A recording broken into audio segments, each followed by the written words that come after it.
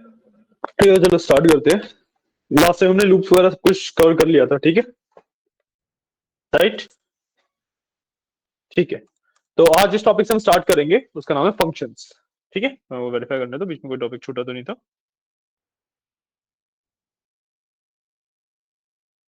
ठीक है, तो आज हम फंक्शन से शुरुआत करेंगे। ठीक है।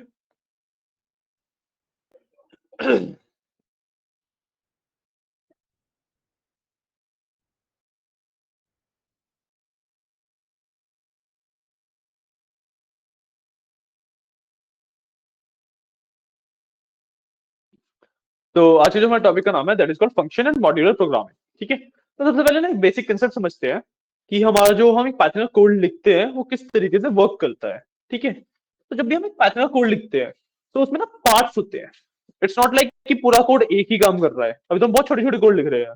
जब हम थोड़े से कोड बड़े करते हैं, थोड़ा सा बड़े प्रोजेक्ट पे वर्क करते हैं, तो हमारा ना जो प्रोग्राम होता है उसके पार्ट्स बन जाते हैं कि कोई पार्ट कुछ चीज हैंडल कर रहा है, कोई पार्ट कुछ चीज हैंडल कर रहा है। ठीक है, तो अब इन पार्ट्स को हमें अलग अलग डिफाइन करना पड़ता है, और इनको अलग अलग डिफाइन करने के लिए वी यूज मॉड्यूलर प्रोग्रामिंग।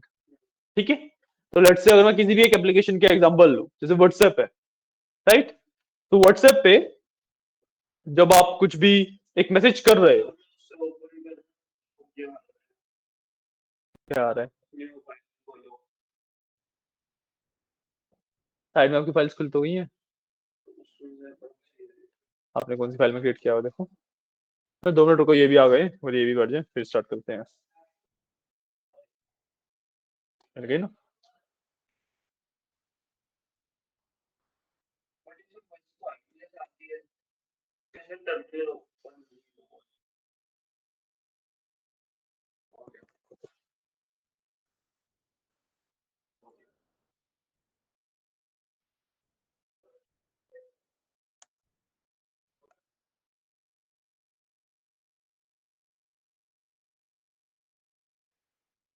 ठीक है।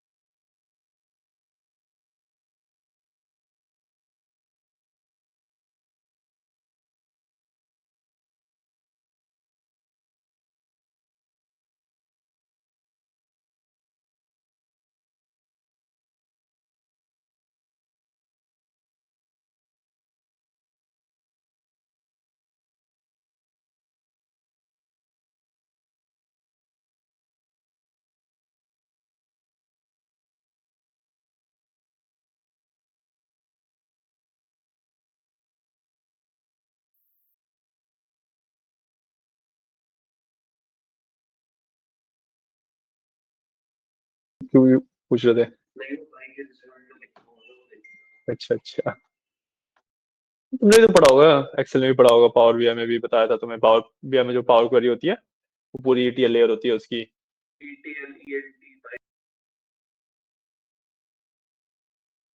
पावर क्वेरी में हम जो एक्सट्रैक्ट ट्रांसफॉर्म एंड लोड वाला पार्ट करते हैं, पावर बीआई की मैं बात करूँ तो पावर क्वेरी एडिटर पढ़ाया था ना, जिसमें हम वो डेटा को ट्रांसफॉर्म करते हैं, डुप्लीकेट्स वगैरह रिमूव करते हैं, ये सब उसको स्टेप बाय स्टेप सेट कर देना पाइथन से, that is called ETL ELD pipeline.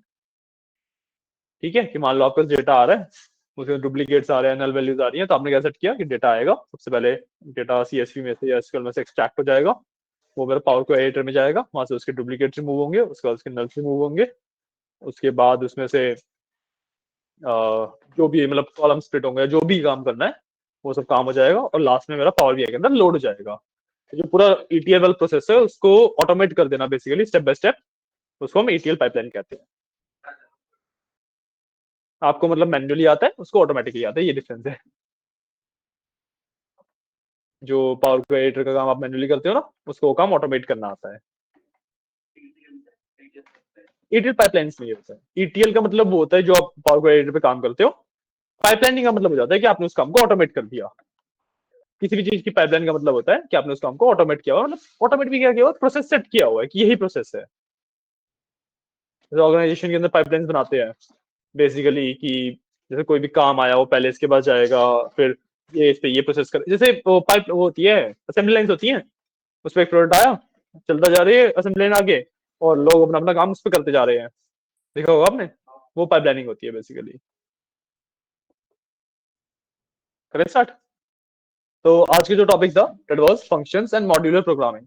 ठीक है, तो सबसे पहले तो एक बेसिक आइडिया देता हूँ कि मॉड्यूलर प्रोग्रामिंग होती क्या है। जो भी हम पाइथन का कोड लिखते हैं दैट इज इन पार्ट्स। ठीक है, अभी तो हम एक एक कोड लिख रहे थे, तो ये तो पार्ट्स में नहीं है, ये तो पूरा पूरा कोड मिलके एक ही काम परफॉर्म कर रहा है, एक ही एक्शन परफॉर्म कर रहा है। बट जब भी मैं एक बड़ा सॉफ्टवेयर बनाने की बात कर रहा हूँ या फिर एक बड़ा प्रोजेक्ट बनाने की बात कर रहा हूँ, तो उसमें ना पार्ट्स होते हैं। ठीक है, और मैं कोई भी एग्जांपल दूं, जैसे गूगल मीट का एग्जांपल लेते हैं। ठीक है, तो उसके अंदर जो वीडियो शेयरिंग है, जो एक पर्सन की वीडियो कैप्चर हो रही है उसका पार्ट अलग होगा, जो वो वीडियो स्ट्रीम हो रही है उसका पार्ट अलग होता है, जो चैट वाला फीचर है उसका पार्ट अलग होगा, जो वॉइस वाला पार्ट है उसका पार्ट अलग होगा, जो व्हाइट बोर्ड वगैरह शेयर कर सकते हो उसका पार्ट अलग होगा, रिकॉर्डिंग के लिए पार्ट अलग होगा। राइट, सॉफ्टवेयर पूरा एक ही है गूगल मीट, और उसके अंदर मल्टीपल पार्ट्स है ना। तो इसी को जब एक बहुत बड़ा सॉफ्टवेयर में बनाना पड़ता है, तो हम ना उसे मॉड्यूल्स के अंदर बनाते हैं, ताकि मतलब अगर मान लो गूगल मीट के अंदर चैट करने में कहीं पे कुछ एरर आ रहा है, तो अब जो गूगल मीट की टीम है उसको पूरा गूगल मीट का कोड पढ़ने की जगह वो सीधा सीधा अपने चैट जिस कोड से हैंडल हो रही है उस वाले कोड में जाके उसे डीबग करेंगे। राइट, तो बेसिकली ये उन्होंने काफी सारे अलग अलग मॉड्यूल्स बना दिए हैं जो कि आपस में मिलकर काम कर रहे हैं, एंड इसी को हम मॉड्यूलर प्रोग्रामिंग कहते हैं। ठीक है, एंड मॉड्यूल प्रोग्रामिंग के अंदर आपके काफी सारे कंसेप्ट आते हैं। ठीक है, तो जो मॉड्यूल प्रोग्रामिंग का काफी बेस है जहां से हम स्टार्ट करते हैं, दैट इज कॉल्ड फंक्शंस। ठीक है, तो आज का, हाँ जी,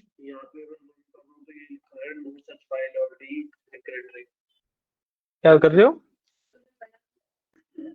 मैंने खोला तो वैसे ही उसको बताऊं, और आज ये दिक्कत मुझे देख रहा है। हाँ कुछ भी आपने जैसे मैंने ये बताया ना, हाँ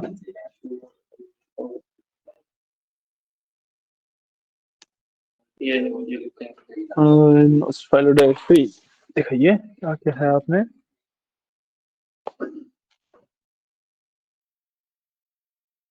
आपने डॉक्यूमेंट्स वाला पूरा फोल्डर खोल दिया उससे वीएस कोड के अंदर, आपको जो पाइथन वाला फोल्डर था वो खोलना था वीएस कोड के अंदर। मैंने वही खोला है, आपने पूरा फोल्डर खोला हुआ है। मैंने फाइल से जाके पाइथन जैसे रोज खोलता हूं वैसे। मैं बता दूं तुमने गलती क्या करी है। इसमें ना एक स्टेप होता है कि तुम ना सेलेक्ट करके राइट क्लिक करते हो, फिर ओपन विद कोड करते हो, तो फोल्डर खुलता है। बिना सेलेक्टेड में राइट क्लिक करके ओपन विद कोड कर दोगे, तो जहां पे वो फोल्डर एग्जिस्ट करता है वो खुल जाता है। तो डॉक्यूमेंट्स वाले के अंदर तुम्हारा पाइथन का फोल्डर होगा, अब तुम्हें पाइथन वाले पे क्लिक करके राइट क्लिक करना था, देन ओपन विद कोड करना था, तुमने बिना क्लिक करे राइट क्लिक कर दिया और ओपन विद कोड कर दिया, तो डॉक्यूमेंट्स वाला फोल्डर खुल गया तुम्हारा वीएस कोड के अंदर। ये गलती करी है। ठीक है, तो अब पहले फोल्डर को सिलेक्ट करना होता है सिंगल क्लिक करके, देन उसके ऊपर राइट क्लिक करोगे, हटा दो कोई इशू नहीं है। शेयरिंग इशू क्या है?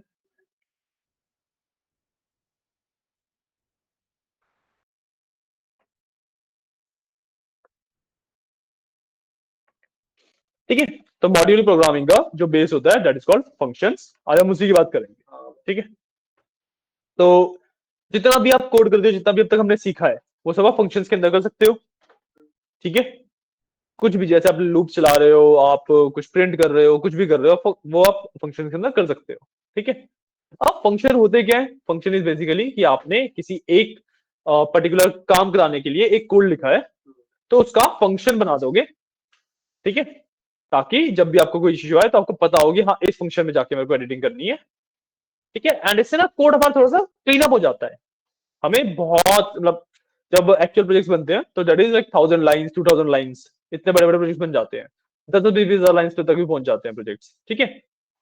सो इतनी सारी लाइंस के बीच में अपना बग ढूंढना काफी मुश्किल काम है, जब तक आपके पास वो जो कोड है आपका वो ऑर्गेनाइज तरीके से नहीं है। ठीक है। फॉर एग्जाम्पल अगर मैं दूं, आपने किसी भी एक डाउनलोड वाले फोल्डर के अंदर अपनी जितनी भी फाइल्स है सारी ऐसी डाल रखी है उसके अंदर। अब आपको कोई एक फाइल ढूंढनी है, काफी मुश्किल होगा, नाम वाम कुछ नहीं पता आपको उसका, काफी मुश्किल होगा फाइल ढूंढने में। बट वहीं पे आपने डेट वाइज फोल्डर्स बना रखे हैं, कंटेंट वाइज फोल्डर्स बना रखे हैं, उसके अंदर आपने हर एक फोल्डर के नाम में प्रॉपरली मेंशन किया हुआ है कि ये क्या, किस चीज के लिए फोल्डर है, इसके अंदर क्या कंटेंट है मेरा, तो आपको ढूंढने में काफी इजी रहेगा, है ना। वही सेम कंसेप्ट कोडिंग के ऊपर जब इम्प्लीमेंट करते हैं तो दैट इज फंक्शंस। ठीक है। अब फंक्शंस के तीन मेन पार्ट होते हैं। ठीक है। सबसे पहले फंक्शन की डेफिनेशन, तीन नहीं चार पांच होते हैं, मैं बताना शुरू करता हूँ। फंक्शन की डेफिनेशंस, उसके पैरामीटर्स, उसकी रिटर्न स्टेटमेंट्स। ठीक है। उसका कॉल, कॉल, ठीक है, फंक्शन को कॉल करते हैं, फंक्शन की कॉलिंग। ठीक है। हाँ, ये चार पार्ट हो गए जो आपके मेन जरूरी पार्ट होते हैं। ठीक है। तो सबसे पहले बात करते हैं फंक्शन की डेफिनेशन के ऊपर। जो हमने ये वाला कोड लिखा हुआ था, इसी को मैं फंक्शन में कन्वर्ट करने का पार्ट करता हूँ। ठीक है। मैंने ये वाला कोड लिखा था, इसी को मैं फंक्शन में कन्वर्ट करूंगा। क्लियर? कैसे करूंगा? इसमें ना जो मैंने पार्ट बताए, ये स्टेप बाय स्टेप चलते हैं। ठीक है। सो हम सबसे पहले बात कर रहे हैं फंक्शन की डेफिनेशन और फंक्शन की कॉलिंग के ऊपर। ठीक है। जो पैरामीटर एंड रिटर्न स्टेटमेंट्स हैं उनके ऊपर बाद में बात करेंगे। ठीक है। सो अब मेरे को अगर ये वाला जो कोड है इसको एक फंक्शन में कन्वर्ट करना है, so what I will do is, क्या सबसे ऊपर लिखूंगा, ये कोई भी कोड ले लिया मैंने रैंडमली, कि जितना भी अब तक हमने कोडिंग सीखी है उसमें से कोई भी कोड मैंने लिखा हुआ उसको मैंने कोई फंक्शन में कन्वर्ट करना है। ठीक है। So what I will do is कि मैं फंक्शन को डिफाइन करूंगा सबसे पहले। आई विल राइट डेफ,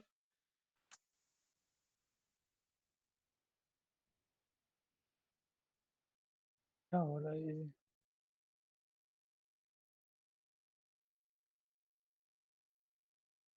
ठीक है। तो सबसे पहले लिखूंगा मैं, क्या हो रहा है, की दबी हुई है क्या, क्या हो गया है?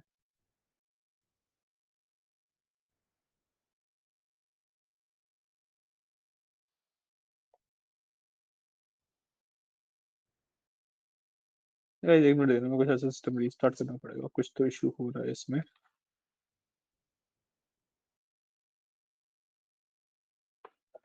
कीबोर्ड पूरा लेआउट अजीब तरीके से वर्क कर रहा है।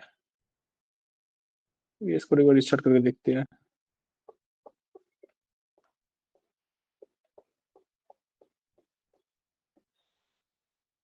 ठीक है।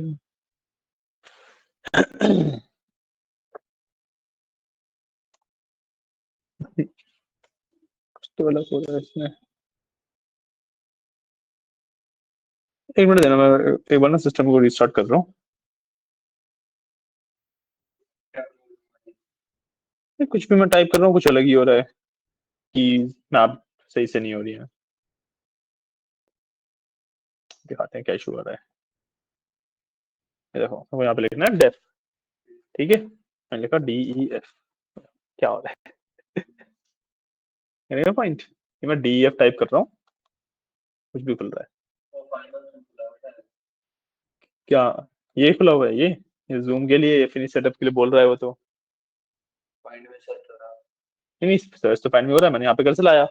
नॉर्मली टाइप करूंगा ना अब, नॉर्मली कुछ भी टाइप कर रहा हूँ तो कुछ भी अजीब हो रहा है। देखो मैपिंग वगैरह कुछ ग्लिच हुआ है। अब एक बार सिस्टम को रिस्टार्ट करना पड़ेगा इसके लिए। ऑल्ट F4 भी नहीं चल रहा है क्या?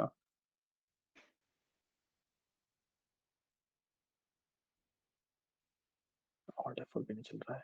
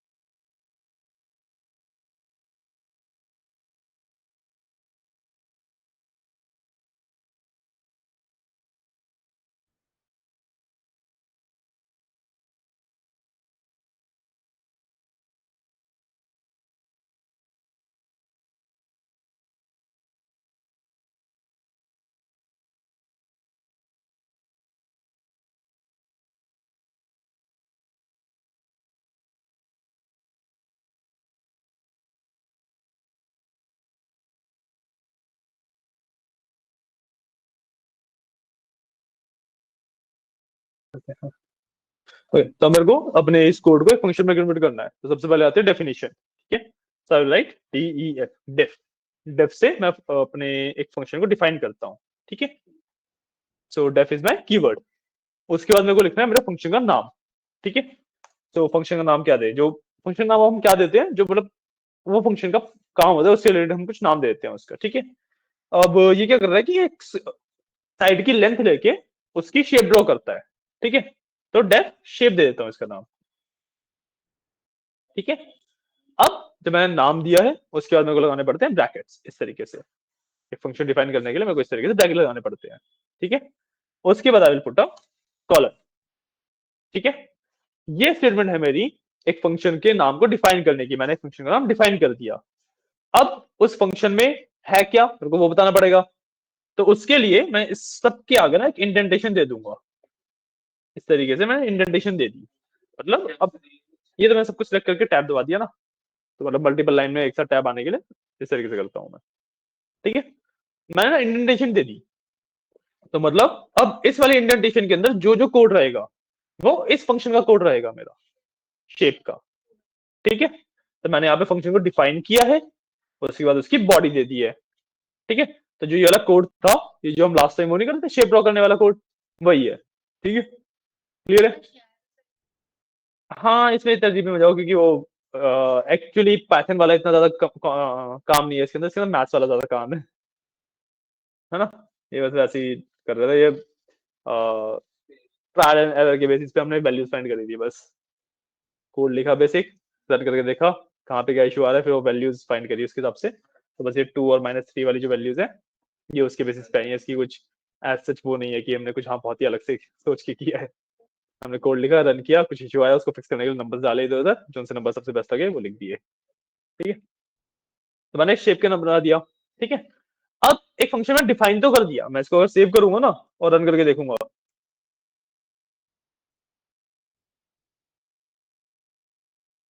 भी आउटपुट नहीं आएगा। क्यों? क्योंकि मैंने जो फंक्शन है उसको डिफाइन किया है, अभी तक उसको मैंने कॉल नहीं किया। तो मैं फंक्शन को डिफाइन करता हूँ, मेरे को उसको कॉल करना पड़ता है उसे रन करने के लिए। ठीक है, तो उसे कॉल कैसे करूंगा?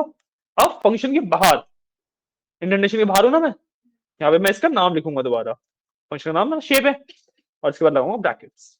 ठीक है, इस तरीके से मैं करता हूँ अपने फंक्शन को कॉल। ठीक है, जब मैं डेफ के साथ नाम लिख के कॉलन लगा के प्रॉपर बॉडी लिख रहा हूँ उसकी, तो मैं फंक्शन को कर रहा हूँ डिफाइन। जब मैं इस तरीके से सिर्फ उसका नाम लिख रहा हूँ ब्रैकेट के साथ, तो मैं अपने फंक्शन को कर रहा हूँ कॉल। क्लियर है? क्लियर है? अब अगर मैं इसे सेव करूंगा और रन करूंगा, तो ये रन हो जाएगा। ठीक है, मैंने लेफ्ट से 6 लेंथ डाल दी, इसने 6 लेंथ का एक स्क्वायर बना के दे दिया। क्लियर? तो पहले इतना पार्ट नोट करो, फिर आगे बढ़ते हैं। अभी सर हमने डेफिनेशन सीखी है फंक्शन की, और उसकी कॉलिंग सीखी है।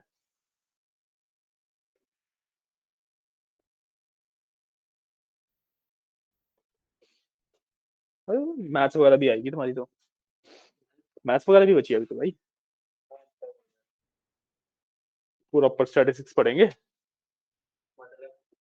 स्टैटिस्टिक्स होती है ना, probability, mean, median, mode, standard deviation, variance, Python से ही पढ़ेंगे।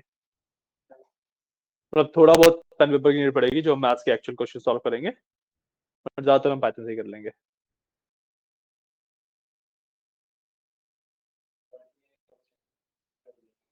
एआई तो अभी देखो, पाइथन के बाद तुम्हारा सबसे पहले आएगा डिस्क्रिप्टिव स्टैट्स, उसके बाद आएगा इन्फ्रेंशियल स्टैट्स। ठीक है, उसके बाद आएगी मशीन लर्निंग, उसके बाद आएगी डीप लर्निंग, उसके बाद आता है एआई। एआई लास्ट मॉड्यूल है हमारा।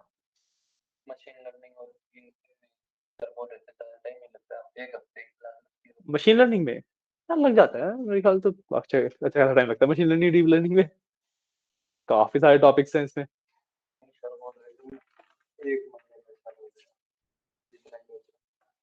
पाइथन के बाद 1 महीने में? मगर तो बहुत ज्यादा हाई डाउट है।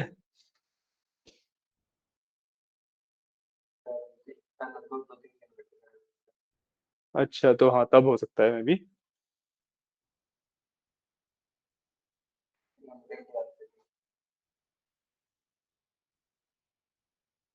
सर के पास इस हिसाब से टाइम डिफाइंड होगा ना, मेरे पास इस हिसाब से टाइम ही नहीं है। रेगुलर क्लासेस लेता हूँ। सुबह 9 बजे से क्लास शुरू हो जाती है। अब 2 बजे तक क्लासेस चलती हैं रेगुलर।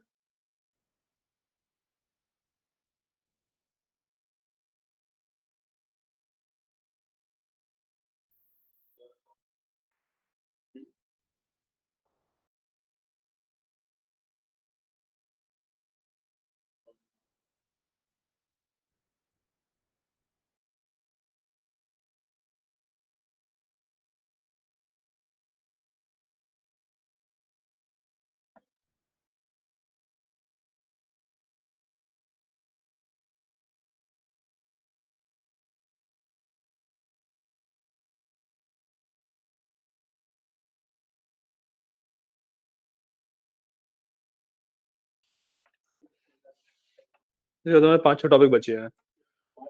हाँ, पाइथन के मतलब इस वाले बैच में। और इसके बाद तुम्हारा मॉड्यूलर के बाद आएगा सीधा फाइल हैंडलिंग, फिर एक्सेप्शन हैंडलिंग, फिर जेसन हैंडलिंग। ठीक है, टॉपिक है, एक ही दिन की क्लास में मैक्सिमम हो जाएगा ये। ठीक है, उसके बाद आएगा उप्स। कह रहा हूँ उसके बाद आएगा उप्स। कह रहा हूँ उसके बाद आएगा उप्स। वो सिस्टम बिल्डिंग करी थी, याद है? नहीं भाई, अभी तो काफी सारी चीज बची है ना। फाइल हैंडलिंग वगैरह कहाँ करे अभी तक हमने? जो फाइलों में लिखने के लिए, फाइल्स के अंदर नहीं लिखते थे, फाइल्स के अंदर से लिखना, रीड करना। जेसन तो अलग से था, जो नॉर्मल टीएक्सटी वाली फाइल्स थी। हाँ, जेसन से पहले करी थी जो हमने।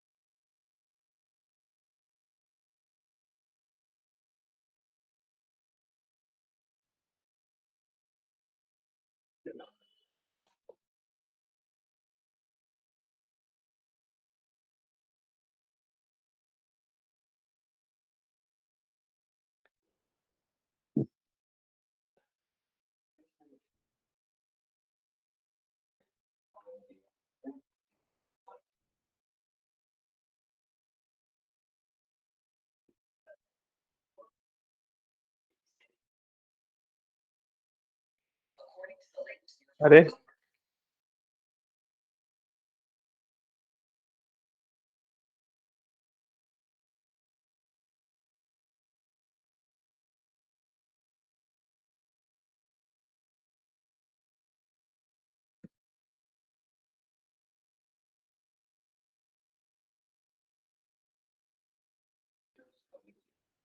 डन।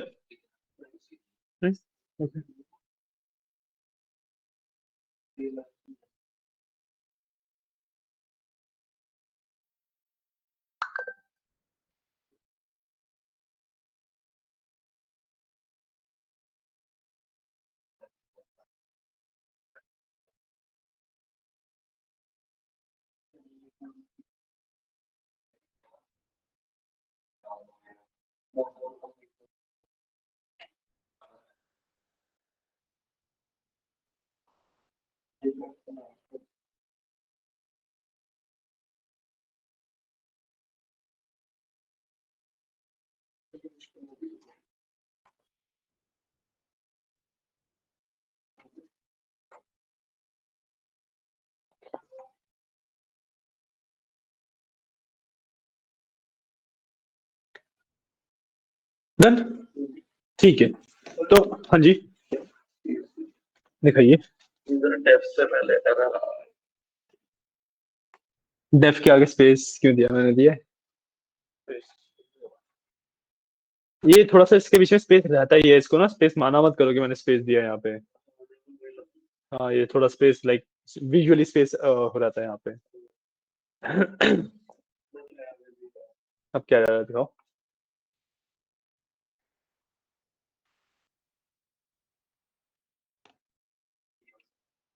कॉलन कौन लगाएगा? कॉलन।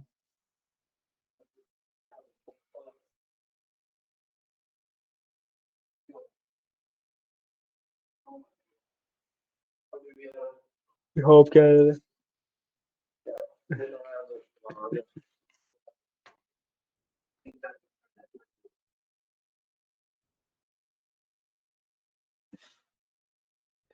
लाइन नंबर 142 मैच करो। मैंने क्या लिखा, तुमने क्या लिखा? वही लाइन।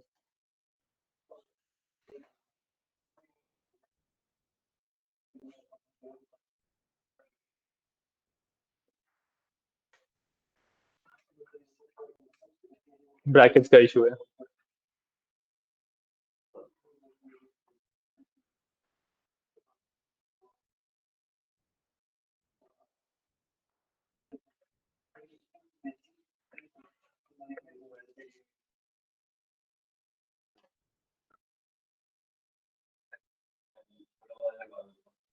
तो मैंने रिकर्सिव फंक्शन करा दिया था ना। रिकर्सिव फंक्शन मतलब लूप की जगह पे फंक्शंस को यूज करना, फंक्शन के अंदर से फंक्शन को कॉल करना। मेरे कल करवाए थे। हाँ, कुछ भी ले लो, डजंट मैटर।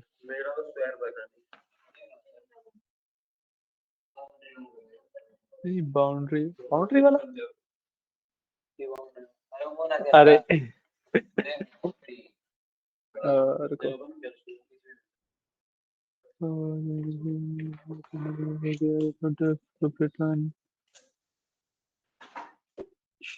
तुम्हें भी नहीं करवाया क्या शायद से?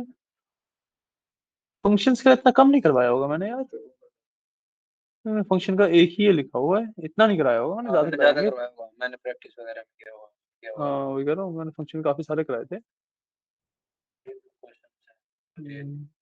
ये गेम है वो वाली, रॉक पेपर सीजर वाली। ये टिकटो वाली गेम है। ये लो। हम्म। हम्म, नहीं इसके अंदर भी नहीं है, इसके अंदर तो मैनेजमेंट वाला है। नहीं, सब करा था जब भी कराऊंगा तब तुम शायद याद आ जाए। क्या बन गया दिखाओ। तुमने कहाँ पे गड़बड़ करी है? सबसे पहले तो मेरे को यहीं से दिख रहा है प्रिंट स्टेटमेंट तुमने अलग स्पेसिस का इशू डाला है। ऊपर स्पेसिस वाले में स्पेस डाला नहीं है। यहाँ पे कोड्स को ऐसे ही लगा हुआ है, बीच में स्पेस नहीं डाला है तुमने। ये जो इन दोनों प्रिंट है एक साथ लिखे हुए हैं। एक एक लाइन मैच करो।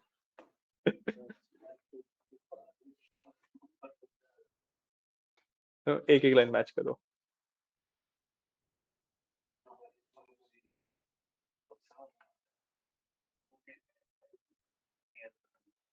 हाँ, नीतीश कहाँ गायब है?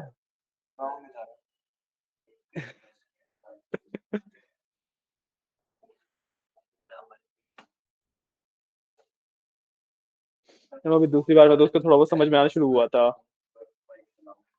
मैं कह रहा हूँ अभी दूसरी बार में तो उसको थोड़ा बहुत समझ आने आना शुरू हुआ था, और फिर गायब हो गया।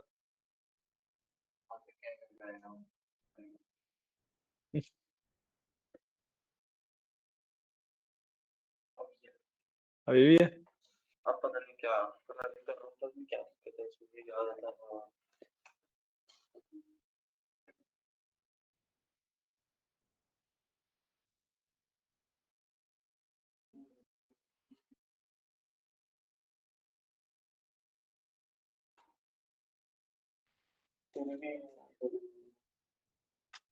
कमांड क्या लिख रहे हो तुम? कमांड देखो अपनी पहले। अब काम गलती करी है। कमांड देखो तुमने क्या लिखी हुई है, क्या लिखा है ये? और वही तो आपने तो बताया था कि इस पे क्लिक करते हैं जैसे हाँ जैसे करो, हाँ बोलिए। एक बार तो कमांड से डालोगे, कमांड पढ़ो। फर्स्ट फाइल py4 क्या लिखते हैं हम? py4 तो नहीं बताया था मैंने। py 4 लगा दिया तुमने, एक बार गलती से लगा दिया होगा, मिस्टेक वगैरह कहीं पे हुआ होगा। ये तो पकड़ ही लेता बात है। पकड़ेगा ही भाई, तुम्हें पकड़ेगा ही। अभी भी आप जैसा नहीं बता बोला। अभी तुमने क्योंकि मेरे जैसा कोड नहीं भी नहीं लिखा है। चल कोई नहीं ये क्या बात होती है? मैंने बताया भी, प्रिंट वाले तुमने दोनों एक साथ लिखे हुए हैं, ये प्रिंट स्टेटमेंट्स।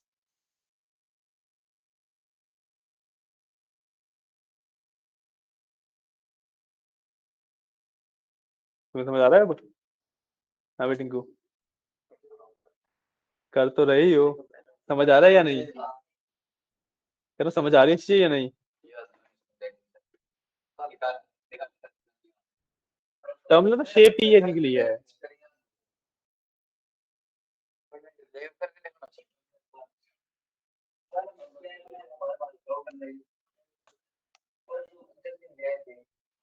जब लास्ट टाइम आया था ये तो किया था तुमने, ये किया था, और इसको अब हमने एक फंक्शन में कन्वर्ट किया है। ये जो ये ऊपर लिखा है इसको हम कहते हैं फंक्शन की डेफिनेशन। यहाँ पे हमने फंक्शन को डिफाइन किया है इस लाइन में, लाइन नंबर 148 में, और नीचे हमने किया है फंक्शन को कॉल, लाइन नंबर 156 में कॉल किया है। हाँ? किसने पूछना बताओ?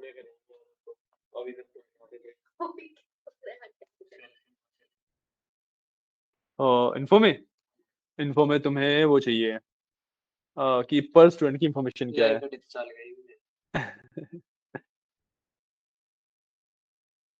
इन्फो में मत तुम्हें ये देना है कि मैं अब स्टूडेंट का नाम दूंगा या एडमिशन नंबर दूंगा, उसकी सारी इंफॉर्मेशन मिल जाए, उसका नाम पता नंबर वंबर जो भी सेव्ड है, एडमिशन नंबर। हाँ एडमिशन नंबर के हिसाब से करना पड़ेगा तुम्हें मैनेज। तुम्हारा चल गया?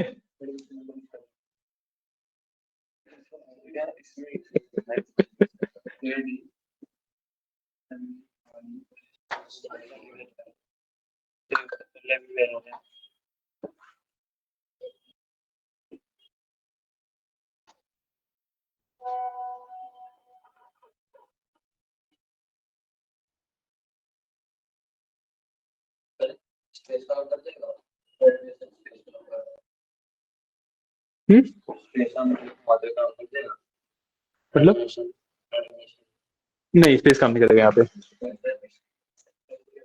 अंडरस्कोर डालना पड़ेगा। हो गया? नहीं, डॉट भी काम नहीं करेगा। नाम के अंदर तुम डॉट वगैरह यूज कर सकते हो, जो स्पेशल कैरेक्टर में से ना सिर्फ अंडरस्कोर यूज कर सकते हो। हाँ ऐसे कर लो ना, एडमिशन अंडरस्कोर नंबर। हो गया? अब हम बात करते हैं अपने नेक्स्ट टॉपिक की, फंक्शंस के अंदर ही, विच इज कॉल्ड पैरामीटर्स। ठीक है, अब जो वैल्यूज है, जो मैंने जैसे साइड की वैल्यू थी, राइट, वो मैंने फंक्शन के अंदर ही ली थी। अब मैं ना उसे फंक्शन के बाहर लेके फंक्शन को फीड कर सकता हूँ, मतलब फंक्शन को दे सकता हूँ। कैसे? इस लाइन को मैं सिंपली यहां से हटाता हूँ, ठीक है, इस लाइन को मैंने यहां से हटा दिया, फंक्शन मेरा बचा इतना, और अब मैं इसकी लाइन को यहां पे लिख सकता हूँ। ठीक है, अब ये फंक्शन से बाहर आ गई। इश्यू क्या हो रहा है कि जो ये वाली साइड की वैल्यूज है, ये इश्यू दे रही है। लेट्स से इसका ना नाम चेंज कर देता हूँ, मैं इसका नाम कर देता हूँ लेंथ। ठीक है, अब देखो मैंने इसका नाम चेंज किया, क्या हुआ, जो वेरिएबल है यहाँ पे लेंथ के अंदर मैं वेरिएबल इनपुट तो ले ही रहा हूँ, बट ये जो इसका डेटा है ये इसको नहीं मिल पा रहा है, फंक्शन को। साइड के नीचे अंडरलाइन आ रहा है ना कि फंक्शन को पता ही नहीं साइड क्या है, राइट। तो अब मैं क्या कर सकता हूँ कि मैंने जो लेंथ लिया है ना, इसको इसके अंदर भेजूंगा। ठीक है, अब भेज रहा हूं तो मेरे को सेंड करना पड़ेगा और वहां पे रिसीव करना पड़ेगा। कुछ भी चीज भेजने का सिंपल सा लॉजिक यही होता है। अगर आप एक पार्सल भी भेजते हो तो आप यहां से पार्सल सेंड करोगे और वहां पे कोई पर्सन होना चाहिए जो रिसीव करेगा उसे। सिंपल सा लॉजिक होता है यही। ठीक है, तो जब मैं यहां से सेंड करूंगा तो मैं यहां पे लेंथ लिख दूंगा। ये मैंने यहां से सेंड कर दिया। अब मेरे को वहां पे रिसीव भी करना पड़ेगा इसे। साइड नाम के वेरिएबल बना के इसमें रिसीव कर लूंगा मैं इसे। आया समझ? मैंने लेंथ का इनपुट यूजर से यहां पे लिया। अब मेरे को इस लेंथ को करना है फंक्शन के अंदर सेंड। मैं फंक्शन के अंदर सेंड करूंगा यहां से। यहाँ पे शेप जब कॉल किया मैंने उसे, कॉल के साथ मैंने लेंथ वेरिएबल सेंड कर दिया उधर, है ना। अब यहाँ पे मैं इसे रिसीव करूंगा। रिसीव मैंने क्या किया, लेंथ एक्चुअली तो एक वैल्यू जा रही है, मैं यहाँ पे वेरिएबल का नाम चेंज कर सकता हूँ, मैं किसी भी वेरिएबल में रिसीव करूँ। तो मैंने जो लेंथ की वैल्यू आ रही थी उसको साइड नाम से एक वेरिएबल बनाया, उसके अंदर रिसीव कर लिया। अब उस साइड नाम के वेरिएबल को मैंने अंदर यूज किया है ना। फंक्शनैलिटी वाइज अभी भी कोई चेंज नहीं होगा, फंक्शन वो अभी भी सेम तरीके से करेगा। देखो, फंक्शन वो अभी भी सेम तरीके से करेगा। ठीक है, आउटपुट में कोई डिफरेंस नहीं आएगा, बट कंसेप्ट कैसे यूज करते हैं फिलहाल वो बताए जा रहे हैं। ठीक है, कंसेप्ट कैसे यूज कर रहे हैं फिलहाल हम वो बता रहे हैं।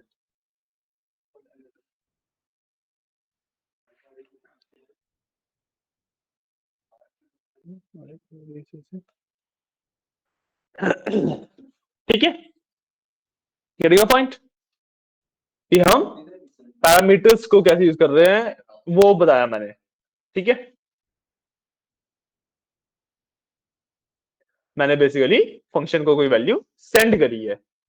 एक फंक्शन को एक वैल्यू हम सेंड कैसे करते हैं, इस तरीके से करते हैं कि हमारे पास सबसे पहले वो वैल्यू होनी चाहिए जो कि हमने लेंथ इक्वल टू करके इन इनपुट से ले ली। हमारे पास वैल्यू लेंथ के अंदर आ गई। अब मैं यहां से लेंथ के नाम से सेंड कर दिया, वहां पे मैंने साइड के नाम से रिसीव कर लिया। ठीक है, मैं किसी भी नाम से सेंड करके किसी भी नाम से रिसीव कर सकता हूं, that is not an issue. But जिस नाम से मैं रिसीव कर रहा हूं वही नाम मैं अपने फंक्शन के अंदर यूज कर सकता हूं।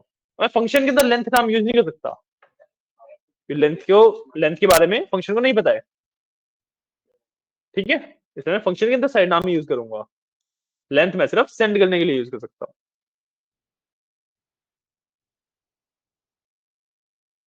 पॉइंट, ठीक है, इतना करो। एंड आई वुड प्रेफर ना कि आप इसकी ना कॉपी बना के कर लेना, जैसे मैं तो उसी कोड को मॉडिफाई कर दिया है। आप उस कोड को एक बार कॉपी करके नीचे पेस्ट कर लो, फिर मॉडिफाई करो, तो आपके पास दोनों एडिशन रहेंगे ना उसके।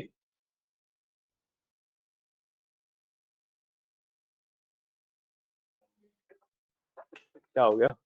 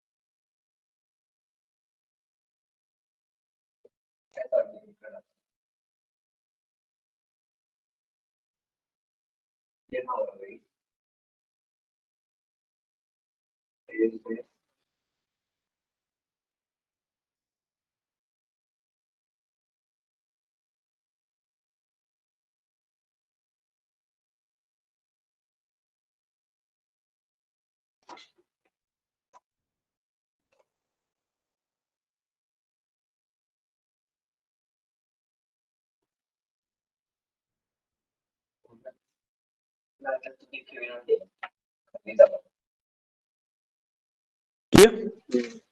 हुआ, कर लो रन कर लो।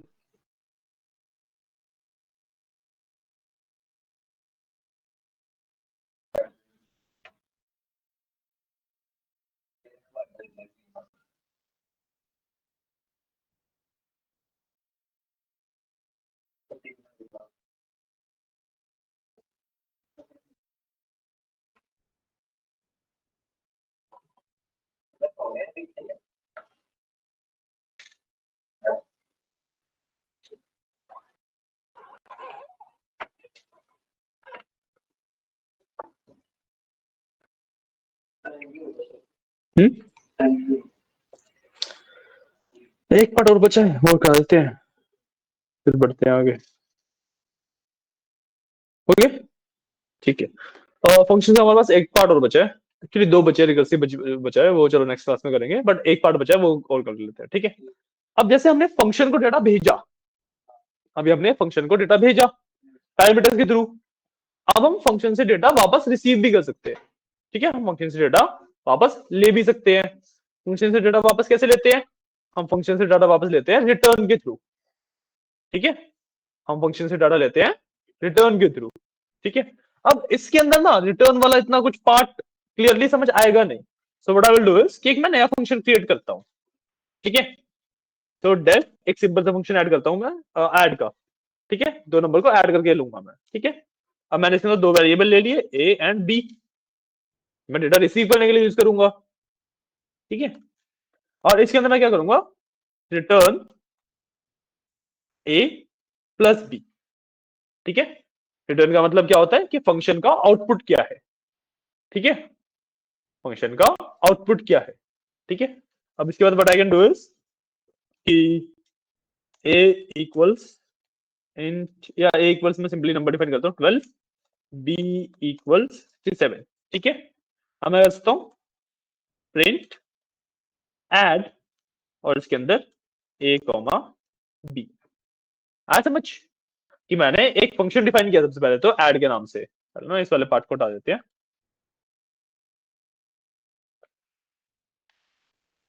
ठीक है। मैंने एक फंक्शन डिफाइन किया ऐड के नाम से, जिसके अंदर मैंने दो नंबर ले लिए ए एंड बी, और मैंने रिटर्न क्या किया ए प्लस बी, मतलब मैंने दो नंबर को ऐड करके मैं रिटर्न कर रहा हूं, ठीक है। अब मैंने यहाँ पे नीचे दोनों नंबर की वैल्यू डिफाइन करी, a is 12 and b is 67, clear. मैंने क्या किया प्रिंट ऐड ए बी, मतलब कि यहाँ पे जो ए की वैल्यू 12 है ये मैंने यहाँ पे भेज दी, बी की वैल्यू 67 है ये मैंने यहाँ पे भेज दी, और रिटर्न किया ए प्लस बी। रिटर्न का मतलब इस फंक्शन का आउटपुट क्या आएगा, आउटपुट आया इन दोनों को ऐड करके, ठीक है। अब क्योंकि मैंने यहाँ पे प्रिंट के अंदर लिखा है ऐड, तो मतलब जो यहाँ पे रिटर्न वाली वैल्यू है, जो यहाँ पे रिटर्न आ रहा है ना, वो यहाँ पे प्रिंट हो जाएगा, तो मतलब इन दोनों का एडिशन होके जो आंसर है वो प्रिंट हो जाएगा। नहीं आया समझ शायद से। इसको मैं लेट्स से एक वेरिएबल और बनाया मैंने आउट के नाम से, ठीक है। अब मैं ना फंक्शन को इसके अंदर रन कर देता हूं, फंक्शन को मैंने यहां पे रन कर दिया, ठीक है। तो मतलब अब जो भी ये फंक्शन रन होके आंसर देगा वो आउट के अंदर सेव हो जाएगा, है ना। और अब मैं आउट को प्रिंट कर लेता हूं, तो जो भी आंसर होगा वो प्रिंट हो जाएगा, आया समझ। तो मतलब a equals b and b ये इक्वल सी, मतलब इसकी वैल्यू ही आउट है, तो मैं आउट की जगह पे सीधा से इसे रिप्लेस कर सकता हूं ना, और आउट इक्वल्स इसमें आंसर है मेरा, और मैं फिर प्रिंट आउट कर रहा हूं, तो मैं डायरेक्टली आंसर को भी प्रिंट कर सकता हूं जो मैंने पहले किया हुआ था, जो मैंने पहले किया हुआ था। अब आई वाला कंसेप्ट समझ, मैंने यहाँ पे डायरेक्टली क्यों लिखा, ठीक है।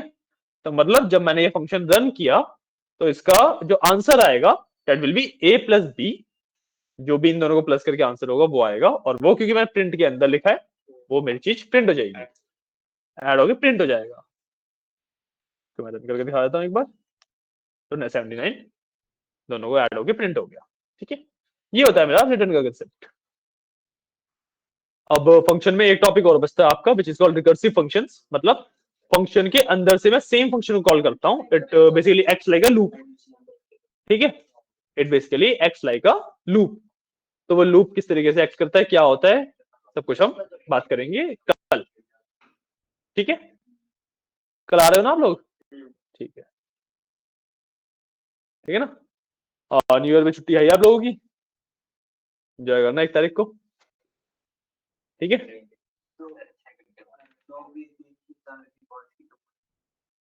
नहीं 2 की क्यों है, 2 की तो फ्राइडे है।